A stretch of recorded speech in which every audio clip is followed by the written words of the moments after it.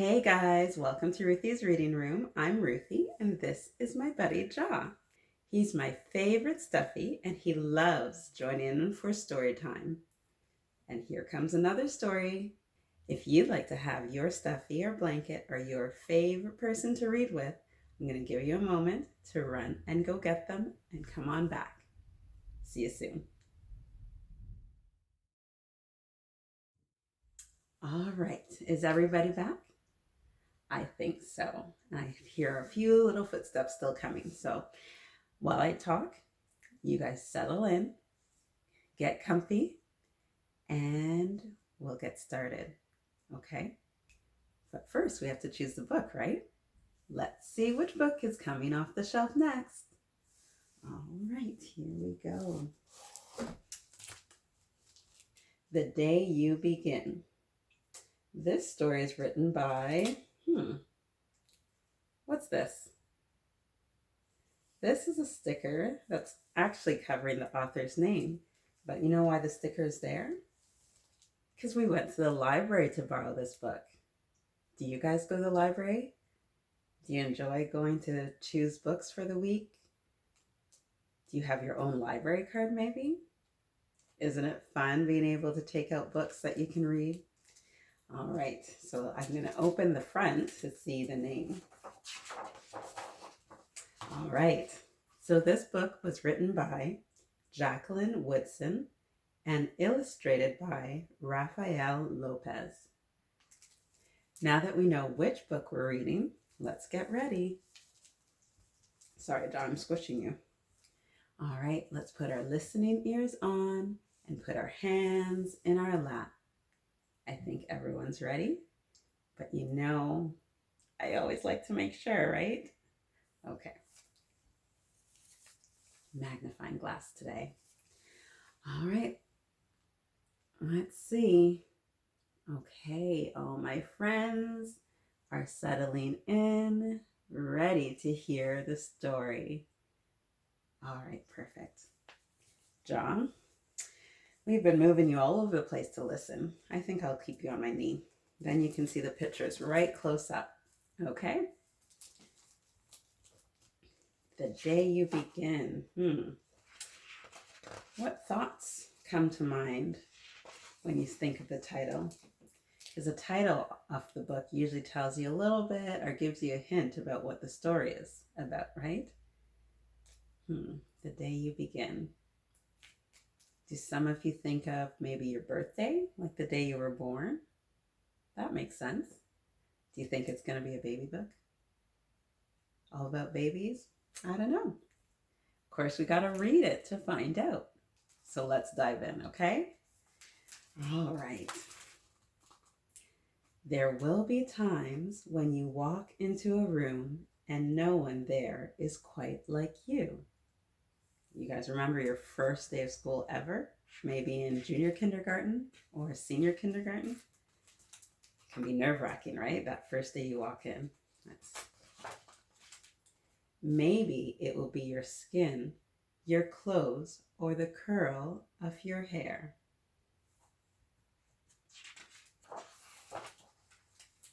There will be times when no one understands the way words curl from your mouth, the beautiful language of the country you left behind. My name is Rigoberto. We just moved here from Venezuela. I think that's him, or maybe him. Yeah, I think that's him talking, right?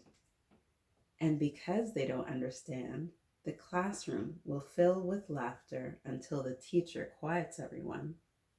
Has that ever happened? Sometimes you're saying something in class or in a group of friends and they just don't understand and kind of laugh at you, maybe make fun of you. It's not very nice, is it? Rigoberto, from Venezuela, your teacher says so soft and beautifully that your name and homeland sound like flowers blooming the first bright notes of a song. Wow, can you picture all that? All those words together? There will be times when the words don't come. Your own voice, once huge, now smaller, when the teacher asks, "What did you do last summer?" Tell the class your story. "We went to France," Shayla says. "These shells came from a beach in Maine." A boy named Jonathan holds out a jar filled with tiny shells so fragile they look like they'll turn to dust in your own untraveled hands. "My whole family went to India, Spain, South Carolina." Each souvenir a small triumph of a journey, their travels going on and on. Do you think she went anywhere?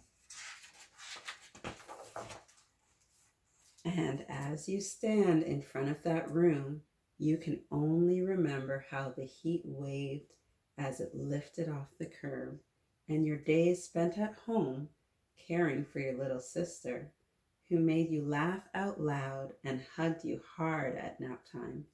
You can only remember the books you kept on reading long after she had fallen to sleep. And in that room, where no one else is quite like you, you'll look down at your empty hands and wonder, what good is this when the other students were flying and sailing and going somewhere? Yeah, I guess sometimes when other people have experiences that you haven't had, it can also make you feel a bit left out. There will be times when the lunch your mother packed for you is too strange or too unfamiliar for others to love as you do. See all of them looking, and who's by themselves? The little girl is all by herself with her lunch. When even your own friend Nadia will wrinkle her nose and say, "What's in there anyway?" And you'll wonder how she doesn't see the rice beneath the meat and kimchi.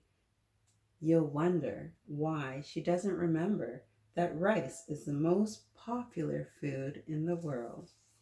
Good point. There will be times when the climbing bars are too high, the run is too fast and far, the game isn't one you can ever really play. "I don't want him on our team. You can watch. Maybe you can have a turn later." Doesn't sound like they're including him, does it? There will be times when the world feels like a place that you're standing all the way outside of. You see where he is? And everybody else is playing over here, having a good time. And all that stands beside you is your own brave self, steady as steel and ready, even though you don't yet know what you're ready for. There will be times when you walk into a room and no one there is quite like you until the day you begin to share your stories.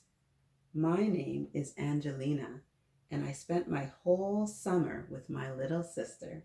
You tell the class, your voice stronger than it was a minute ago, reading books and telling stories, and even though we were right on our block, it was like we got to go everywhere. You see how they're going on an adventure? How do you think they're going on all these adventures, even if they're right at home? Yes, by reading all those books. Your name is like my sister's, Rigoberto says. Her name is Angelina too. And all at once, in the room where no one else was quite like you, the world opens itself up a little wider to make some space for you, right? Sometimes making a connection with one person kind of opens up the world, doesn't it? Makes you feel at home.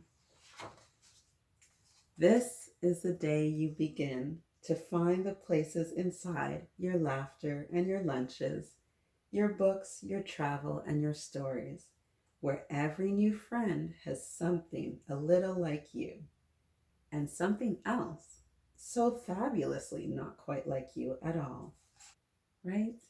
We learn from each other the differences we have. Oh, I like that story. I'm glad that in the end, Rigoberto found a friend, someone he could relate to a bit, and didn't feel so lonely after all. What do you think, John? Was that a pretty good story? Yeah. I know you don't like when kids are lonely.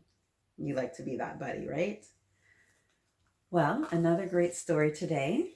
I'm so happy you joined me in Ruthy's reading room. I hope you'll join us again real soon as I read the next story. Don't forget to check back often. But for today, my reminder is the best place to read is wherever you are with a book. So let's turn jaw around. We'll say goodbye until next time. Ruthy's read it.